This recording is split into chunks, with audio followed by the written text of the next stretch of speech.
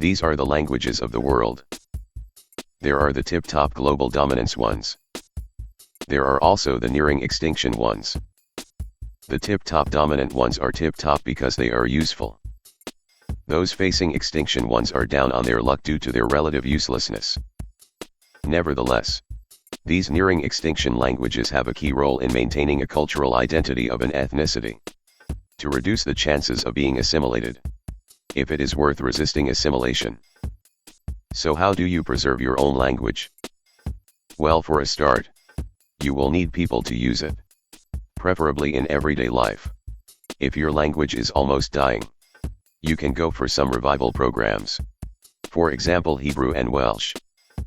You can revive a language by making it easy and accessible for people to learn, using your language as much as you can in public places, official events, official education, and many more. This can help foster a sense of distinct identity when others could not really understand what you and your friends are saying. If your own people could not be bothered to learn your language, you can always enforce it in your own country, in the name of nationalism. If you are being restricted for using your own language, then chances are your country is not fit for you. Or maybe you will need to demand to create your own country, or at least an autonomous region. Given the globalized nature of the world, it will be helpful to learn a global language alongside your own language. You can learn your own language as the first language, and the global language as the second or third, like what most non-English speaking countries are doing. Alternatively, you can use the global language as the first language, and learn your own cultural language as the second language. For example, Singapore encourages learning of cultural languages in the midst of its predominantly English-speaking society. If you are not taking on a second language, chances are you are not privileged enough to have access to choices of education, or living in a homogeneous world where learning another language is not a necessity. Or maybe you are in an Anglophone country where you do not practically need to learn other languages. Once your language has a good foothold in your own country, you can now consider making your language more widespread. You can do this by increasing its usefulness.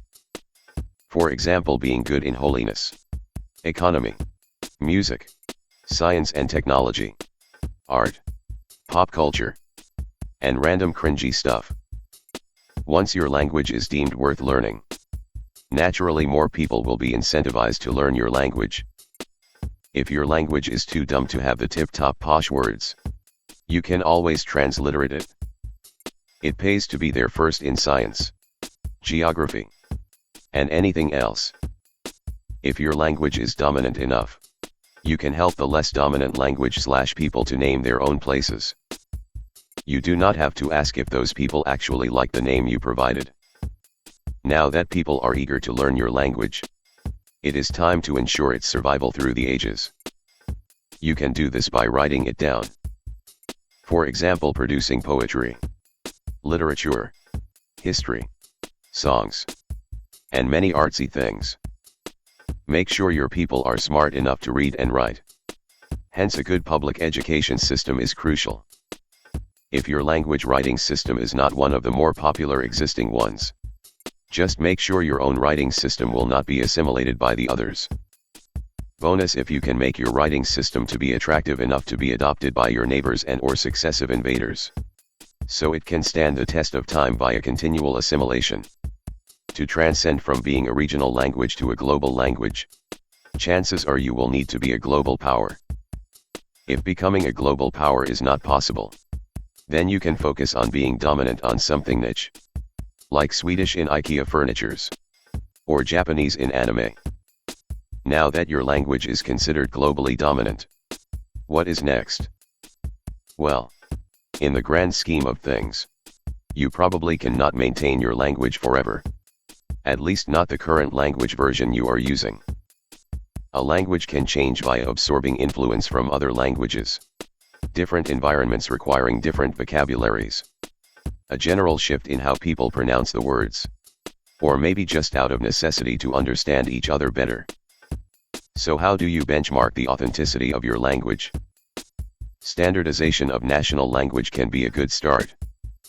Nevertheless, Nations or versions of nations come and go. Thus, the national standardization of language can evolve too. This inevitably causes the loss of certain features from the previous versions of your language. Can you preserve your very own nostalgic language? Yes. With migration. Whilst your home country or the home base of your language undergoes changes over time, you being a migrant is a slice of time into the mainstream language/culture at the time of your migration. You are in essence a partial cultural and linguistic time capsule. For example, the Icelandic Norse language is relatively ancient as compared to the Scandinavian counterparts. The Icelandic people first got there during the 9th century, and stayed there ever since under relative isolation. Their Scandinavian counterparts, being more well connected to the continental Europe economy and politics, undergo relatively higher morphology, evolving into the standardized Scandinavian languages as we see today. The Icelandic language thus becomes a window into the ancient Old Norse language once spoken across Scandinavia. Other examples include the Greeks in Asia, southern China Minnan dialects/languages, and this lonely thing.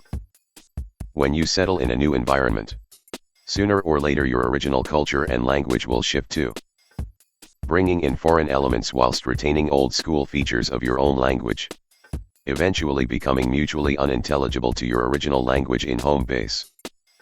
The cycle repeats itself if you find yourself needing to create your very own country for your very own new unique language. So what is the point of all these? This is because there are no correct standardizations of language, only localization which will continue to change over the centuries. So might as well embrace your own unique twist of language no matter how non-standardized it is. You might be one of the last few generations to use it. Thanks for watching.